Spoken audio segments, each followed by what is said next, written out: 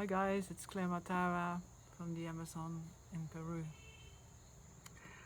It's the 25th of June 2021 and I want to respond to some questions that have come to me several times about Baba and the relationship with Ayahuasca that I have, and how can I bring the two together, because Baba said things about not using any drugs, and Ayahuasca can be seen as a drug. I don't do that, but it can be seen as a drug. So many of the people feel that that is kind of a no-go zone, and it's the wrong thing to do. So I want to talk about that, how I came to do this. I've done it a few times, but I don't know if it's really come through. In 2006, I went to South America, but before that I had about a year of very, very strong messages that I had to go to South America. When I went to South America, I didn't know about Ayahuasca, even though I had made this painting, which I'll show to you now. It's a plant, and at the time that I didn't know what it was.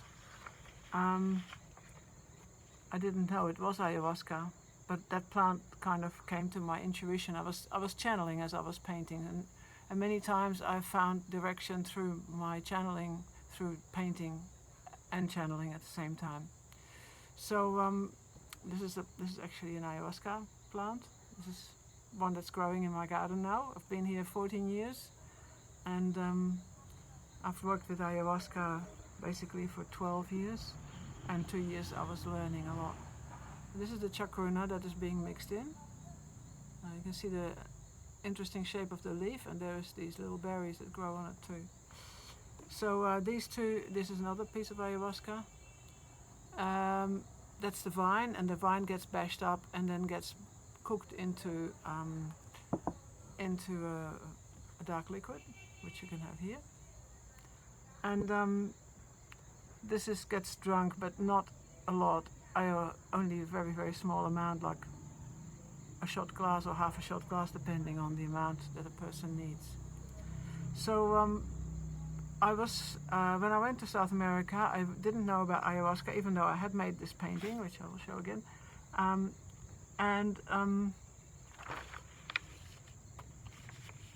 I often had a feeling that I could taste something in my mouth which was kind of like bitter and sticky, and I didn't know what it was. I knew I couldn't find it anywhere, and I think that was the spirit of Ayahuasca calling me. It's a bit hard to explain it completely, because we have this going over from the physical into a more spiritual energy of plants, and most people don't realize that plants have spirits, but some of the people do. And the spirits are sometimes represented in the form of fairies, but they've been by the side of humans for a long, long time before we had pharmaceutical aids to heal our bodies. So we healed in the past, in the long time past, and the not so long time past, with energies and music and drumming and dancing and taking these medicine plants, different medicine plants for different things. And the ayahuasca is actually, it's definitely not a party drug, and it would be very, very unwise to use it as a party drug. You should really have a person who knows how to work with it to be by your side, especially in the beginning. So it's definitely not what I would call drugs. It's a medicine plant which has very high standing, really, and is a teacher plant. How can a plant teach? It's because it actually, while you're with the plant, you realize a lot of things. You suddenly realize things that you didn't realize before. I kind of feel that this painting of Baba that I made a long time ago, it's got a glass on it, but the green in the back of it, to me, is already that I was going to be interested in the plants, and I was interested in the plants even when I was young, but not in that way. I was just really loving trees and plants and flowers, and used to love walking in nature, and would feel that angels were making music as I was walking through forested areas. And my father also took us on many forest walks, and it was something that I absolutely loved doing. So yeah, that was one of the things. Now, what I want to talk about with Baba is that I was with Baba from 1974, so it's about 45 years. And in the beginning, I think we follow exactly what Baba has given us the teachings. So we have the discourses and God Speaks and many, many books that are all really wonderful to read. And the first 10 years I just read and read them. I was like a thirsty sponge. I just couldn't get enough of Baba books. And also reading Lord Mayher, which is a very big autobiography of Baba. Not autobiography, Bao Culture, he wrote it under the inspiration of Baba. And many details and documents were woven into it, so it was not just an inspiration. Yeah, and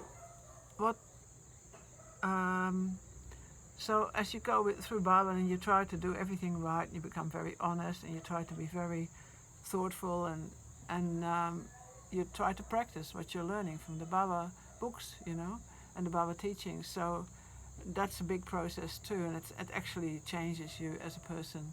It makes you, it really changes your life completely, and that's what I found in a very, very good way. So it really helped me to live a better life, and I had my children and did my best to be a good mum, which is always difficult somehow because being a mother is not something that's set in stone and you just have to sort of get it in a shop somewhere.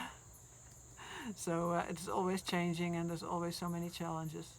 So anyway, then when my children were basically grown up and started to leave the house and my granddaughter also was going, I started to get a lot of these messages from the spirits, and I started to go back to one of my loves from before, which was painting.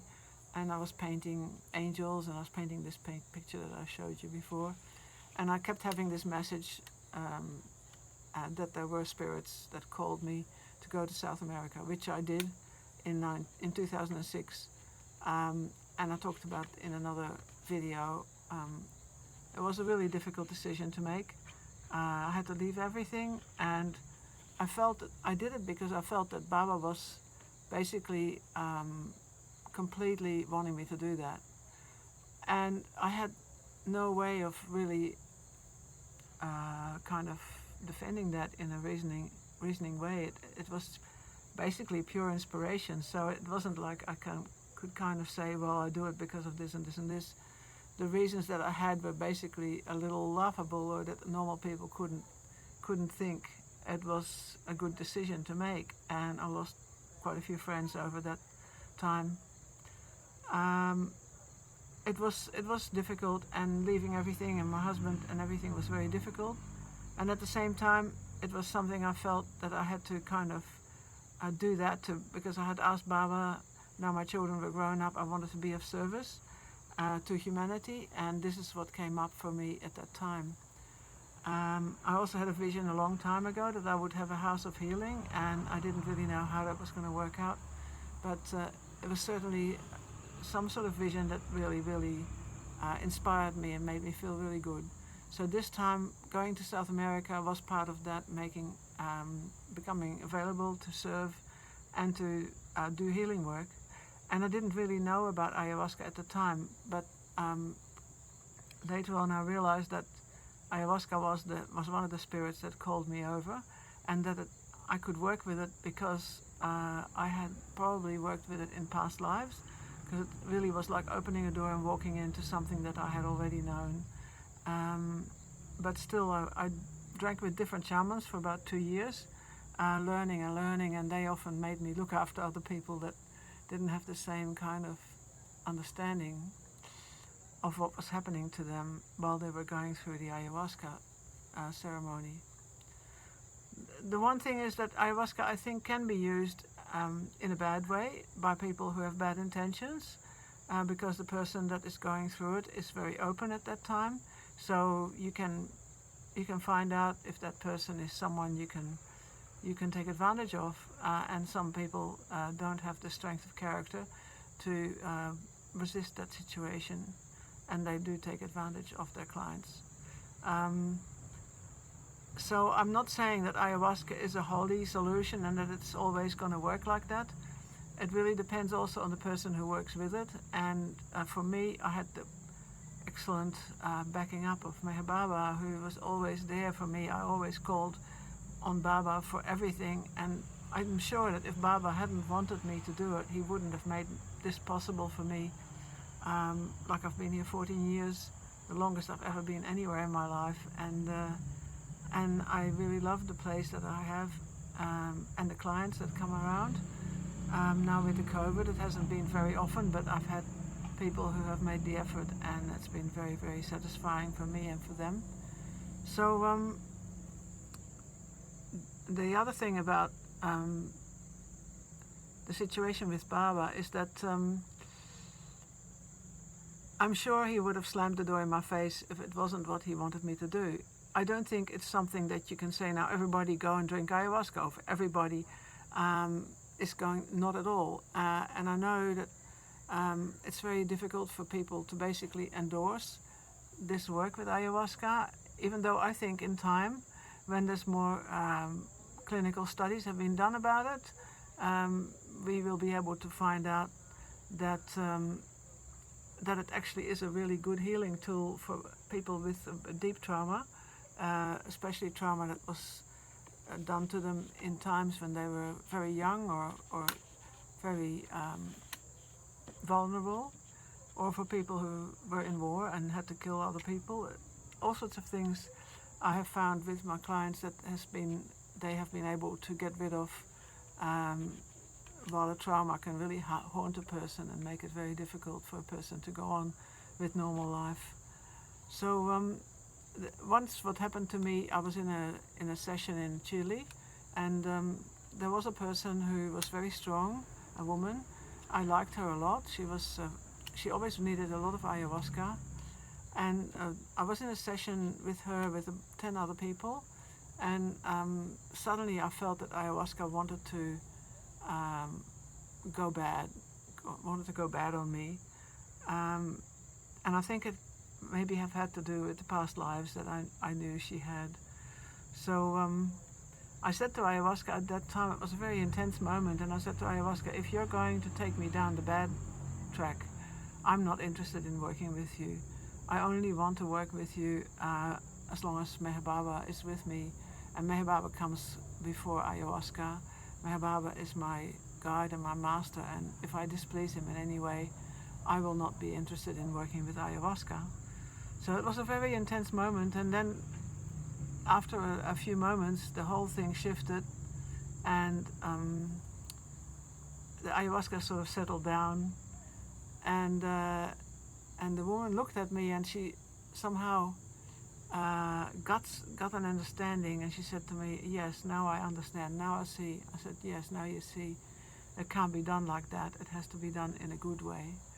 So that was a kind of like a test that ayahuasca was giving me, or that Baba was giving me. But you know, I've been with Baba so long, and it has been so incredibly special for me.